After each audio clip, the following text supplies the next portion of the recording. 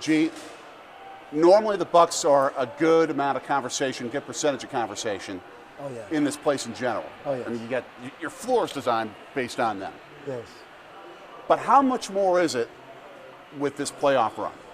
You know, this playoff run has been unbelievable as it relates to the attention that G's Clippers has gotten. And you're right, you know, we have had a relationship with the Milwaukee Bucks for a number of years. I've been a barber for the Milwaukee Bucks for 22 years now. So I cut quite a few individuals within the Bucks organization as well, including the president, you know, the assistant general manager, the president of player operations, the vice president of player operations. I mean, I could go on and on. Season ticket sales reps, you know, along with players.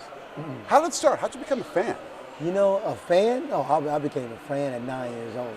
My dad was a big Bucks fan, and it was only natural. You know, once I got to really playing basketball at 9 years old, myself, you gravitate to an NBA team, and it just happened to be my home team. You know, my dad was the type of guy that he was a homer, if you will.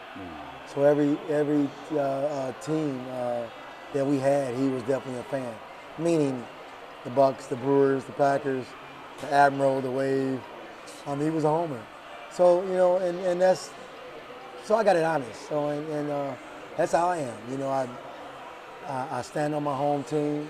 I've been a Bucks fan faithfully since I was 9 years old. I was a Milwaukee Bucks season ticket holder for 19 years. It's really been a fun ride. I mean, right now, to see where we are now, I mean, after being a season ticket holder, when we finished 20-62, a record of 20-62, and now to see us right now favored, one of the favorites to win the NBA championship. A lot of announcers pick the Milwaukee Bucks to win the NBA championship. That's an amazing feeling. You know? Did you think that would ever happen? I mean, I thought it would. I mean, especially when we got the new owners. I mean, I felt that the owners had a winning DNA. I mean, Senator Cole, I got to know Senator Cole. Senator Cole, great guy. But I think that that he would agree. You know, his tenure as owner of the Milwaukee Bucks has ran his course, and now you got some guys, basketball guys, you know, came together, you know, had money to do it. And hey, they, as you can see, they have really invested in this city. They have really invested in this NBA team. What led Peter to come in the first time for you to cut his hair? What led Peter in? Kind. Because of my relationship with the Milwaukee Bucks. I mean, by me knowing so many individuals tied to the organization, he needed a haircut, and I actually don't, because it's been 5 years now, so I can't remember who exactly told Peter about me, but he came, and we've been friends since. Great guy. The Bucks became something not only that led to fandom, that led to devotion, but led to what this place even looks like. The floor design, the fact that you have so many TVs, so many jerseys around here in this place. Well, Peter officially made G's Clippers an official partner of the Milwaukee Bucks. So the floor you're looking at there, the same company that does the Bradley Centers, the Fiserv Forum floor, as well as the Bradley Center, ProStar Flooring, they actually installed this floor, did the logos, and it's been a great look, man. It's been great. How many customers do you think on an average day stop in, and how many of them talk Bucks? We average about 200 clients a day. And more so during this time, you know, it's Bucks fever right now, man. Now, you know, you have a huge percentage, over, you know, about 90%. You can't come in here and leave out without saying something about, you know, if it's not just go Bucks. Yeah. You know. First time I walked in here this afternoon, I saw the replay of the game going on. Yeah. And everyone was stopping and watching a game that we all knew what happened. We all knew how they did it. Exactly. But you still had to watch it. Exactly. It's something, isn't it? Yeah, I mean, it's something that comes around not too often in a small market like Milwaukee. It's been 19 years since we've been in the position we're in now, in the Eastern Conference Finals. I mean, you got to savor this. You got to enjoy it. I was privy to go to the game last night, but had I not been at that game, I would have definitely been out there, in the yard watching it amongst my fellow Milwaukee Bucks fans, because I know that this is not something that just, that you should just take lightly. I mean, you got 30 teams in the NBA, and only 4 is going to make it to this point. 2 in the Eastern Conference Finals and 2 in the Western Conference Finals. I mean, you got to take advantage of this.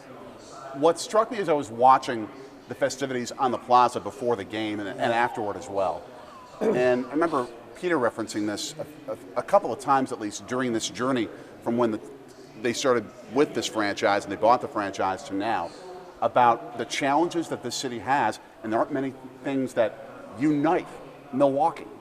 The Bucks did it, and they did it incredibly. As you watch what happened in the arena and outside it, you have people of every background in a city where people of different backgrounds don't come together enough, rarely come together at all. It was an incredible scene. Incredible, beautiful scene. Yeah, I mean, that's what it takes, It has to take something to unify us, and it took the Milwaukee Bucks, on this winning run they're on. And you're right. It has brought so many of us together that typically wouldn't, be together. What do you see that the Bucks are doing in line with that, as they're seeing a greater mission beyond basketball to try and work on what's happening in the city? Oh my gosh. I mean, the Milwaukee Bucks, as you can see, in the Business Journal over the past 5 years, as far as what they've been able to do in terms of bringing more jobs here, even beyond the Milwaukee Bucks, with some of the investments that they've made. They were serious. When they came in here and they saw the state of the city of Milwaukee and saw how it was, like America has been seeing, in terms of the segregation. I mean, they saw that, and they had a mission, and the unemployment rate. They had a mission to turn it around in whatever way they can. And they have definitely put their money where their mouth is, and they have definitely made strides, and the best is yet to come. By far. This place as well is located in a spot where you're beginning to see sort of the meeting point a bit. Yeah. I mean, as I was walking past Jules Caribbean, it's a mixed crowd that's there for lunch right now. Yes. As I came in the very first time to talk with you about this interview, G, again, people of all backgrounds getting their haircut, talking Bucks. Yeah. This is where that meeting point's happening. And this is a unique area, because this is that area that is been going through a transformation over the past maybe 10 plus years. And the Brownsville area right here on MLK in Garfield. But what you've been able to see down the street as you walk by, and what you're about to see across the street from me, kitty corner from here, that's about to be freighted. A freighted, I'm not sure if it's going to be a clinic or it's going to be a research center, but they're about to totally redo that. So you're talking about diversity, man, with individuals like that, not only the people that own the Caribbean restaurant there, but the ones that has maybe got outside of their comfort zone, left their norm restaurants that they would have normally went to, and came here in the inner city, right here on the right off the corner of MLK and North Avenue to eat.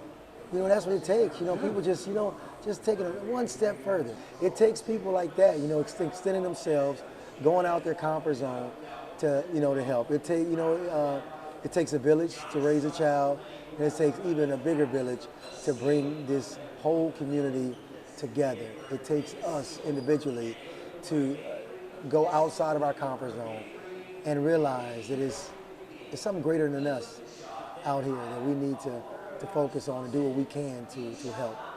I'd encourage someone from, say, Germantown or from New Berlin or Oak Creek, maybe they're coming to a game like some evening, to come to this area maybe before the game and check this out and go outside the comfort zone. How do you encourage someone to do that? That might, and they will be pleasantly surprised. I encourage them to do it because it's great food in this area. You know, like you just stated, you know, the Caribbean restaurant here. You have a Louisiana soul food restaurant 2 blocks down the street there. You're making me hungry. You have you have Mi Casa, Su Casa. Amazing food just about 4 blocks there. It's just a great area to come and enjoy something out of the norm, to set the pace for going to the Bucks game so you can watch that amazing team we got out there do work on a full stomach. And you're on a full stomach. You know, I'm on an empty one at this moment as we talk, G. How far is this team going? Man, we're going to be the 2019 NBA champs. Remember, G said it.